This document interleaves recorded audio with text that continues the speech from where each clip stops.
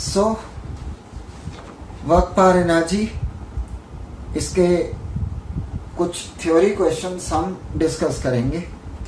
Doubts definitely आपके पास होंगी। So is work a scalar और a vector quantity? Work is scalar और वेक्टर? आंसर बताएंगे स्केलर। वर्क की डेफिनेशन लिखनी है, ये तो लिख ही सकते हैं। Write the energy changes, next question, write the energy changes that take place in an oscillating pendulum. Question बहुत अच्छा है। Energy changes that take place in an oscillating pendulum. Pendulum अगर ऑसिलेट करता है तो इसमें क्या क्या एनर्जी चेंजेस होंगे? ध्यान रहे, this is called extreme position. We call it extreme position. और ये जो पोजिशन होती है, this is called mean position. We call it mean position. और फिर ये extreme position. So when pendulum moves from one extreme position to the other extreme position, the energy changes. Total energy remains constant, but the type of energy it possesses keeps changing. यहाँ पर potential energy maximum होगी, kinetic energy will be zero. Potential energy is maximum because that's the maximum displacement from the mean position. But since it is at rest at this point, kinetic energy is zero. Now as it moves towards the mean position, the speed increases. यहाँ speed maximum होगी, that means the kinetic energy is also maximum. But potential energy becomes zero. And now when it again moves towards the other extreme position, potential energy at the other extreme position becomes maximum, kinetic energy again becomes zero. Total energy always remains constant. ठीक है, total energy always remains constant. ठीक है, I hope it's very very clear. आगे बढ़ते हैं। Next question. Show graphically the variation of energy with the expansion of the spring. Spring और pendulum दोनों में ऑसिलेटरी मोशन होती है, और जब भी ऑसिलेटरी मोशन हो तो with displacement, with increase in displacement, potential energy increases, kinetic energy decreases. और डिस्प्लेसमेंट कम होती जाएगी तो potential energy goes on decreasing, kinetic energy goes on increasing. Means the energy changes with change in displacement. With increase in displacement, the potential energy will increase and kinetic energy will decrease and vice versa. हमें इसका graph plot करना है, तो जरा ध्यान दें how to plot this graph. Spring और pendulum दोनों में ऑसिलेटरी मोशन है, तो बिल्कुल सेम कंसेप्ट लगेगा। ये ग्राफ एक चैप्टर आगे सिंपल हार्मोनिक मोशन, वहां भी हम ड्रॉ करते हैं। These are reference lines. Yes,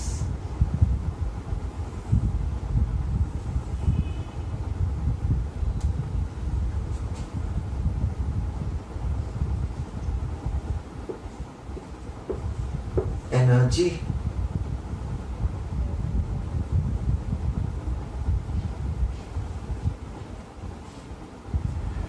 यहां इस एक्सिस पर displacement, with displacement the potential energy increases. तो ये ग्राफ किसका हो गया?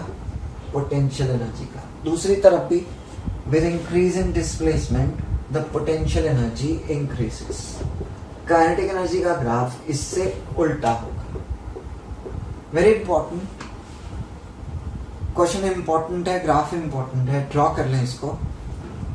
With increase in displacement the potential energy will increase. दोनों तरफ एग्जाम्पल लिया था हमने पेंडुलम का, और स्प्रिंग और पेंडुलम दोनों ऑसिलेटिंग बॉडीज हैं, तो दोनों के कंसेप्ट बिल्कुल आइडेंटिकल होंगे.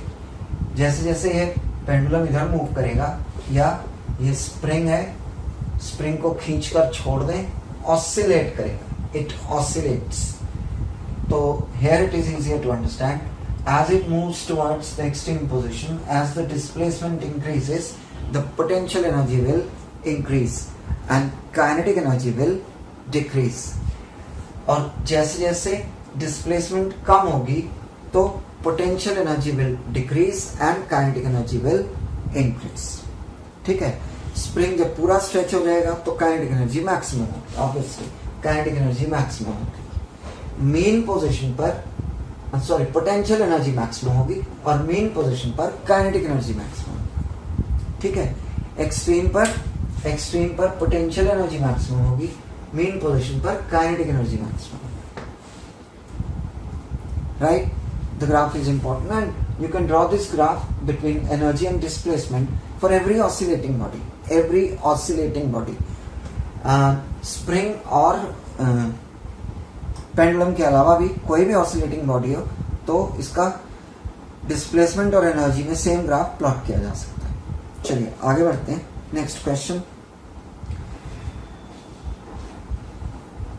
Under what condition is the work done maximum? Yes. Under what condition is the work done maximum?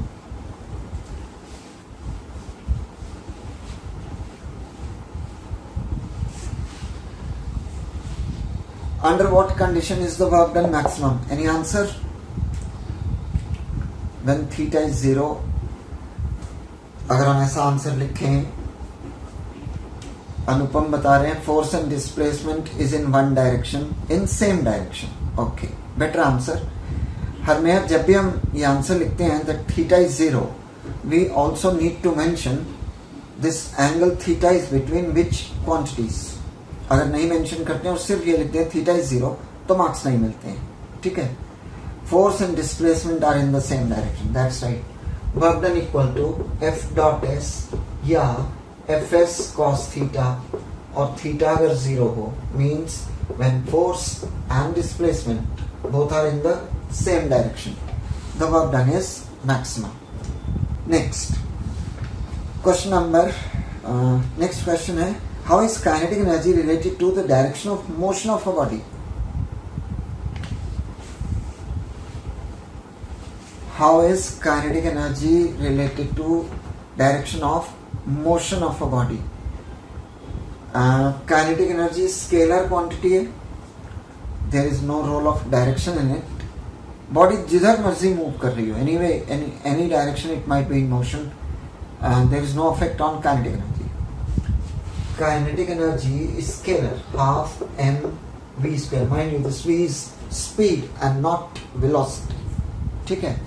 तो kinetic energy पर डायरेक्शन ऑफ मोशन का कोई इफेक्ट नहीं होगा. Next, where will water in a waterfall be warmer, at the top or at the bottom? Water falls from certain height. In case of a waterfall, where will water be warmer, or there won't be any change in temperature? या कहाँ पर गर्म होगा? तो आपके answers गलत हो, demotivate नहीं होना है. Right. Now the question, water is warmer or cooler at the bottom? Check करें. यहाँ इसमें होगी potential energy. Veronica, the potential energy is possessed by water when it's at certain height. Now when it starts falling down, the potential energy starts decreasing and is converted to kinetic energy. The speed goes on increasing. As it hits the bottom, the kinetic energy is converted to heat. और अगर heat यहाँ आकर produce हो रही है तो definitely water will be warmer at the bottom. Very simple idea. When it's at the top, at height, it possesses potential energy. As it falls, the potential energy is converted to kinetic energy. As it hits the ground, the surface, the kinetic energy is converted to heat. Some other energies may also get produced, like sound is there, so we are not considering that. Definitely, part of the kinetic energy is converted to heat, so heat is produced and the water becomes warmer. कितना temperature increase हो जाएगा if it falls from certain height, ये भी calculate किया जा सकता है. We have one of the questions later on, करेंगे उसको भी. आगे बढ़ते हैं. क्वेश्चन नंबर ये किया हमने. Next question, what is the work done by tension in simple pendulum? Yes, any answers? ये एक एग्जांपल आप लोगों ने दिया था जब हम टॉपिक पढ़ रहे थे. What is the work done by tension in simple pendulum? Work done by tension in an oscillating pendulum is zero. और इसका reason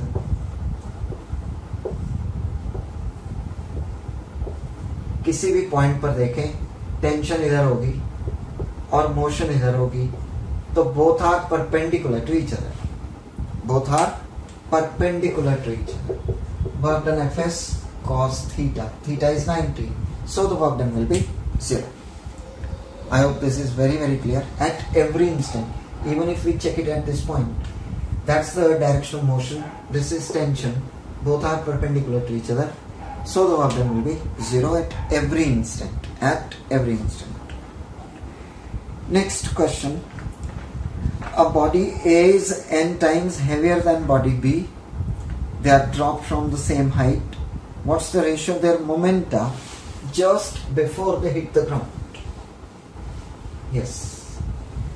Body A is n times heavier than body B. That's B. This is A mass is m into n. A is n times heavier than B. They are dropped from the same height. What's the ratio of their momenta just before they hit the ground? Just before they hit the ground, what will be the ratio of their momenta? Momenta, plural of momentum. Definitely, ये हमने एक question पढ़ा था motion in straight line में. If two bodies of different masses fall from different height, both will have same speed when they hit the ground. When they hit the ground, both will have same speed. तो इसका momentum A का momentum of A will be mn into v, and that of B will be m into v, mass into velocity. Ratio of their momenta will be n is to 1. Divide करते, that gives us the value, the ratio. It's very clear. Mass of A is n times that of B. Both fall from the same height. Both will hit the ground with the same speed, same velocity. Momentum is mass into velocity. Divide करते, that gives us the ratio. I hope it's clear. Next question. 1 joule is equal to how many erg? 1 joule equal to how many erg?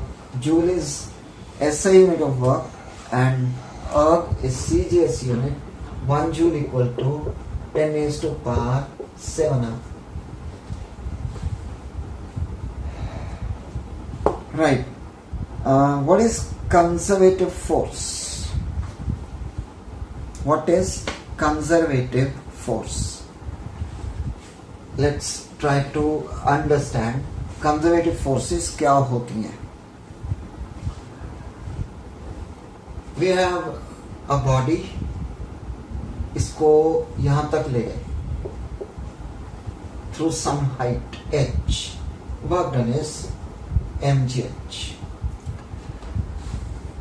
ठीक है. Body is lifted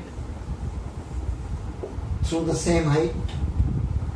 Work done by gravity against gravity, mgh. और ऐसे अगर lift करें, then also work done is mgh. Any force due to which work done is independent of the path and depends only on the initial and the final position. Only on the initial and the final position.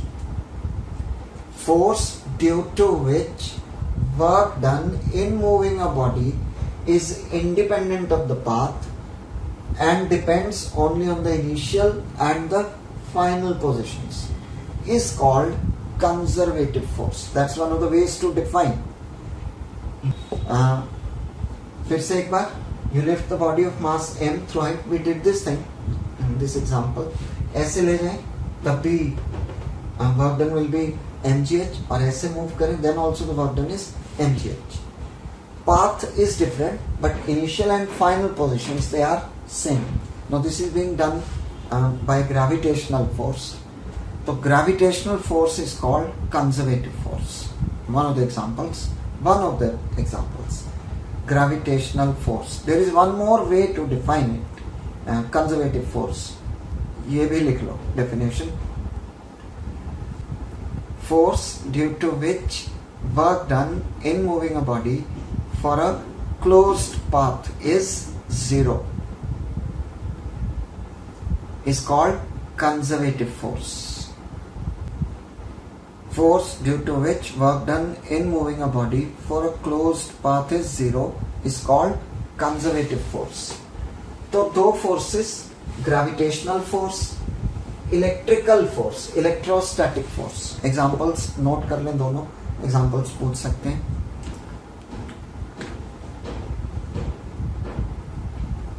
Gravitational force and electrostatic force. Right. Now pay attention. इस definition को भी हम समझने की कोशिश करेंगे. We have a body and we take the body up the plane.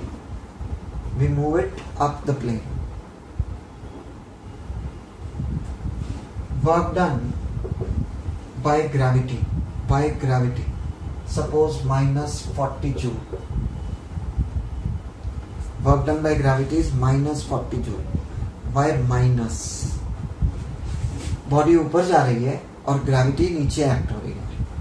Both are in opposite directions. तो work done by gravity will be negative. तो मान लो यहाँ से ऊपर ले गए यहाँ तक, the work done is minus 40 joule. Now we allow it to slide down. Work done by gravity will be 40 joule. Gravity वही act हो रही है, distance उतना ही, सब कुछ same है. तो if it's sliding down, gravity is also acting downwards, तो work done by gravity will be positive. ऊपर जाने और नीचे आने का work done by gravity zero.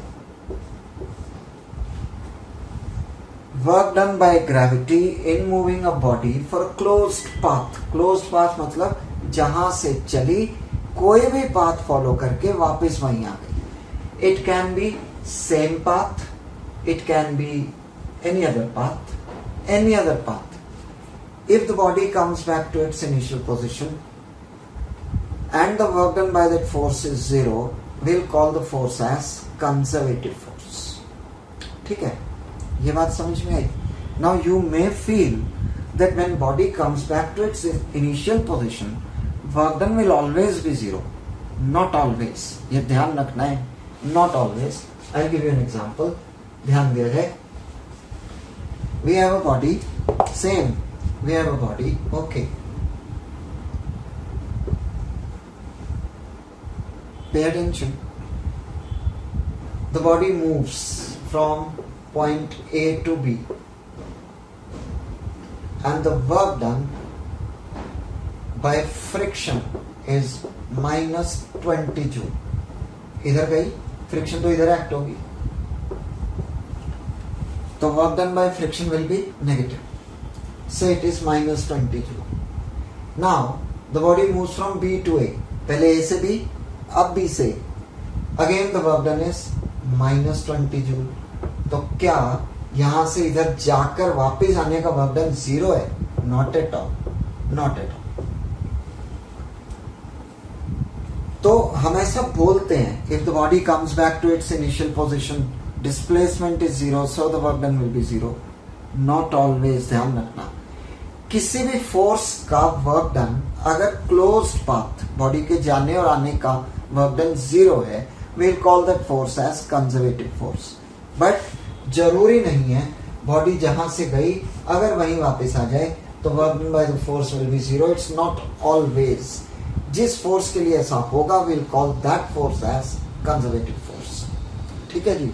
तो दो forces they are the best examples. कौन कौन सी? एक ग्रेविटेशनल फोर्स और एक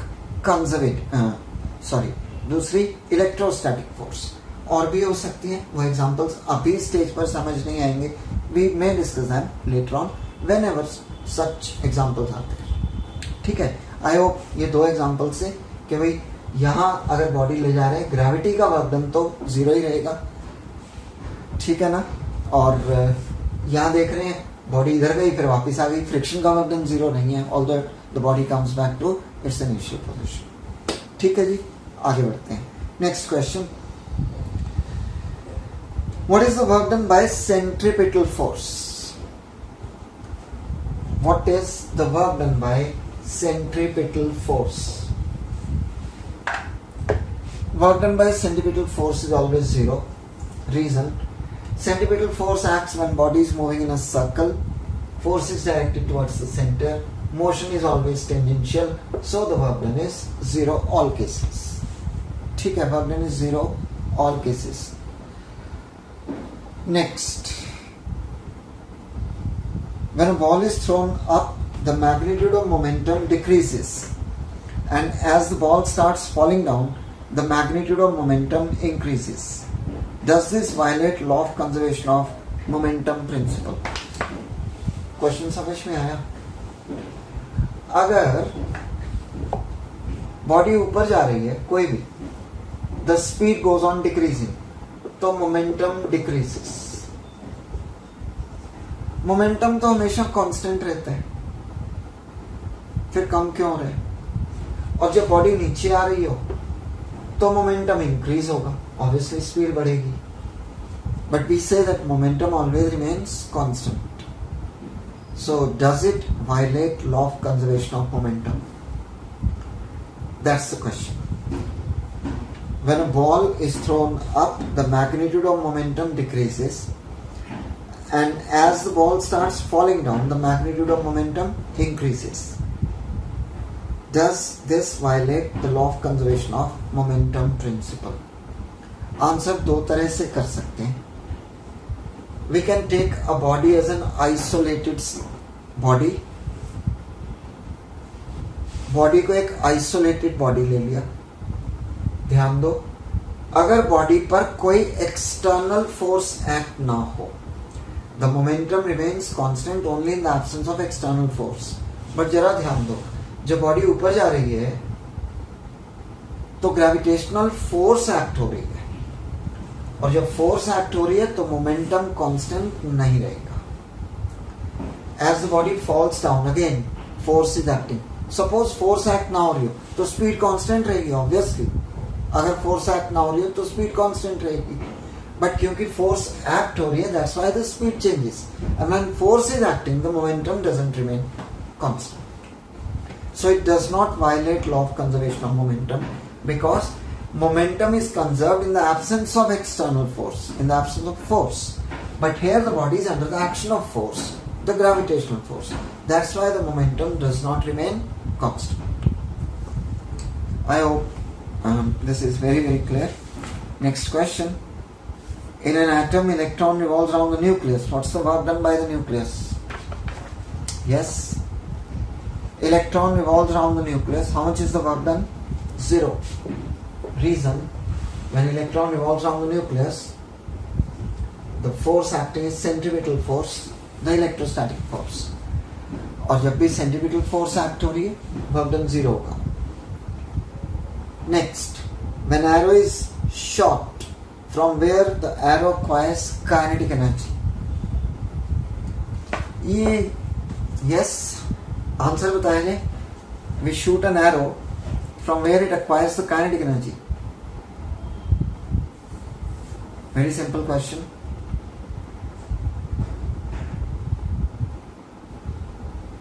So when arrow is shot, from where does it acquire kinetic energy?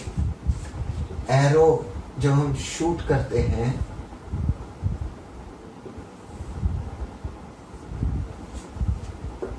so that's a string. So you pull the string, ऐसे हो जाता है. Now you release it. So there is some potential energy in the string, which is converted to kinetic energy of arrow. When string is stretched, it acquires potential energy. And when you shoot this arrow, the potential energy of the string gets converted to kinetic energy of the arrow. I hope it's clear. Another question. What are the dimensions of work? Dimensional formula for work: m l square t minus 2. Dimensional formula. तो dimensions क्या क्या होंगी? 1, 2 and minus 2. 1, 2 and minus 2. The formula will be m l square t minus 2, but the dimensions will be 1, 2 and minus 2. Hermier कुछ पूछ रही है. Question number 4. Bodies dropped from certain height. Draw graph between energy and height. Okay. हाँ, ये question नहीं किया हमने. Bodies dropped from certain height. Yes. Question number 4. A body is dropped from certain height. Draw a graph between energy and height. कोई भी body नीचे आएगी with decrease in height, potential energy कम होगी, kinetic energy ज्यादा होगी. And with increase in height, it slows down. Body नीचे आएगी, height decreases, तो potential energy decreases, kinetic energy increases. And if it goes up, slow हो जाएगी, तो potential energy increase होती जा रही है, kinetic energy कम होगी. हमें इसका ग्राफ प्लॉट करना है. Pay attention.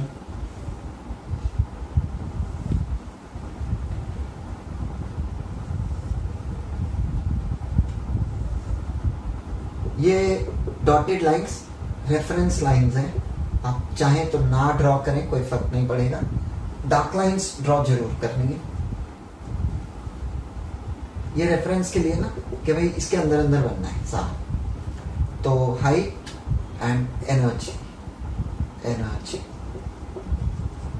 With height the energy increases, potential energy. तो ये kinetic energy.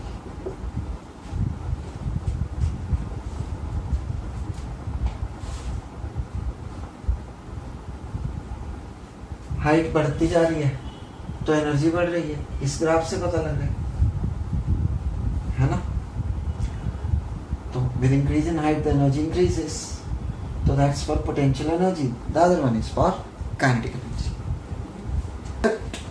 Question number 64. Pay attention. A bullet of mass 0.012 kg and horizontal speed 70 meter per second. A bullet of mass m1 कितना 0.012 kg and speed u1 70 meter per second strikes a block of wood of mass 0.4 kg and instantly comes to rest with respect to the block. It hits and comes to rest with respect to the block. ठीक है. The block is suspended from the ceiling by means of thin wires. Calculate the height to which it rises. Obviously, ये ऐसे हो सकता है ना. कितनी height तक ऊपर जाएगा ये कैलकुलेट करना है. Also, estimate the amount of heat produced in the block. I suppose the question is clear. It is initially at rest and moves with velocity v. Question समझ में आया. v कितना होगा कैलकुलेट करेंगे, उससे फिर ये पता लगेगा कितनी हाइट तक जाएगा. ठीक है. और कितनी हीट प्रोड्यूस होगी. तो बहुत सिंपल सा आइडिया. ये मूव कर रहा है, the bullet is in motion, the block is at rest, momentum m1u1 plus m2u2 will be m1 plus m2 into v. So v will be equal to m1u1 by m1 plus m2. किसको नहीं समझ में आया? Somebody could not understand? Yes. Speed निकाल ली. Question is very clear. The bullet is in motion, moving with a speed of 70 meters per second, hits a suspended block of wood, then they together move to certain height. कितनी height तक ये rise करेगा और कितनी heat produce होगी ये calculate करना है. तो हमने क्या किया, momentum before the collision and momentum after the collision equal होगा. इसकी स्पीड 0 थी, इसमें कुछ स्पीड थी 70 मीटर पर second. After the collision the system दोनों एक साथ मूव कर रहे हैं यहाँ से विद स्पीड v. यहाँ पर स्पीड 0 हो जाएगी, बट यहाँ जो स्पीड थी कितनी थी, v. तो पहले मोमेंटम इतना था, अब इतना होगा. ये 0 था तो इसको हटा दिया, v कितना आ गया, m1u1 bye m1 plus m2. ठीक है, अब जरा वैल्यूज प्लेस कर लेते हैं. v will be equal to m1 कितना था 0.012, u1 इज 70, 0.012 प्लस ये कितना है 0.4, v equal to 0.012 into 70 by 0.412. Decimal से डेसिमल कैंसिल हो गए. 840 डिवाइडेड बाय 412. डेसिमल से डेसिमल कैंसिल हो गया. 840 डिवाइडेड बाय 412 कुछ वेलोसिटी आ जाएगी 2 पॉइंट समथिंग समथिंग मीटर पर सेकेंड. सो स्पीड भी पूछी जा सकती है, किस स्पीड से दोनों मूव करेंगे ये भी आ सकता है. नोट करो इसको, आई नीड स्पेस, लिखेंगे वहां आंसर.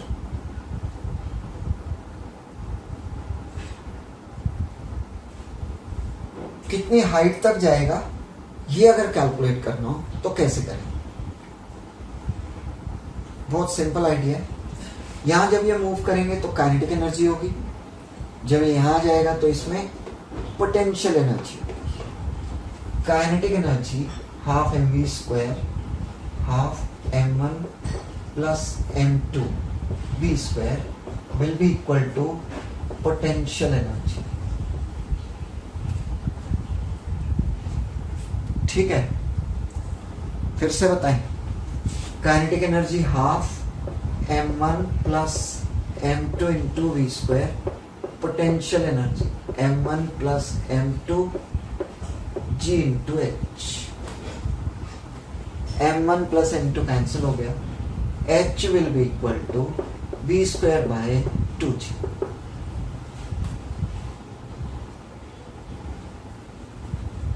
ठीक है, वॉरेनिका पूछ रही है एनर्जी इक्वल क्यों होगी. Law of conservation of energy, total energy always remains constant. तो जितनी पोटेंशियल एनर्जी यहाँ, जितनी काइनेटिक एनर्जी यहाँ है, ऊपर जाते जाते वो सारी किसमें कन्वर्ट हो जाएगी, पोटेंशियल एनर्जी. तो यहाँ से h निकल आएगा. ठीक है, कैलकुलेशंस खुद करना. v यहाँ से आ जाएगा, g हमें पता ही है, तो ये आ जाएगा 2 इंटू 2.2 मीटर पर सेकेंड के आसपास. 2 से 0.2 मीटर पर सेकेंड के आसपास. ठीक है जी, ओके, आगे बढ़े. तो क्या क्या निकाल लिया. एक तो स्पीड कितनी थी निकाल ली, हालांकि वो वहां क्वेश्चन में तो नहीं पूछी, वो यहाँ चाहिए हमें, वो निकालनी पड़ी हमें. स्पीड ही आ गई. Kinetic energy at this point will be equal to potential energy है. ठीक है, जी 9.8 ले लो, 10 ले लो, जैसे 10 ले लो, अप्रोक्सीमेट आंसर आ जाएंगे. राइट, आगे बढ़े. Pay attention, last point. कितनी हीट प्रोड्यूस होगी, कितनी हीट प्रोड्यूस होगी. ध्यान दो, ये रेस्ट पर है, ये मोशन में. अब जब कोलिजन हुआ उसके बाद दोनों मूव कर रहे, तो पहले कितनी काइनेटिक एनर्जी थी, हाफ m1 u1 स्क्वायर. इसमें तो थी नहीं, इट इज एट रेस्ट. इसमें थी हाफ m1 u1 स्क्वायर. अब कितनी काइनेटिक एनर्जी होगी? Half m1 plus m2 into v square. ठीक है, ये मोशन में है, ये रेस्ट पर है, तो इसमें काइनेटिक एनर्जी 0 है। सिर्फ उसी में है कितनी? Half m1 u1 square. It collides, the two move together with certain velocity v। Mass कितना हो गया? m1 plus m2। Now the kinetic energy will be half m v square. heat produced is always equal to loss in kinetic energy. It's equal to loss in kinetic energy. जितनी kinetic energy कम हो गई उतनी heat में convert हो गई। तो initial यहां से निकाल ली, फाइनल यहां से निकाल ली, दोनों वैल्यूज प्लेस कर दें, you will get the amount of heat produce. Very very important question. फिर से इनिशियल काइनेटिक एनर्जी कोलिजन से पहले कितनी है वो निकाल लें। इसमें तो है नहीं, ये रेस्ट पर है, ये मोशन में था, बुलेट इज इन मोशन, तो काइनेटिक एनर्जी आ गई।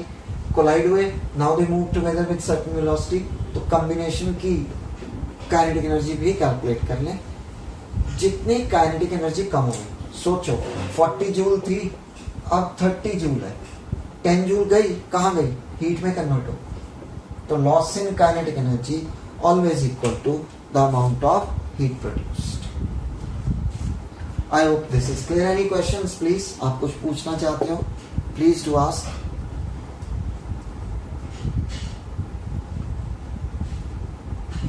फॉर्मूला काइनेटिक एनर्जी बेटे mv square, half mv square. और ये एग्जांपल देकर बता रहे, किसी भी बॉडी में एनर्जी थी 10 जूल, अब रह गई 8 जूल, 2 जूल कम हो गई, कहाँ तक गई? हीट में कन्वर्ट हो गई। तो loss in kinetic energy always equal to heat produced.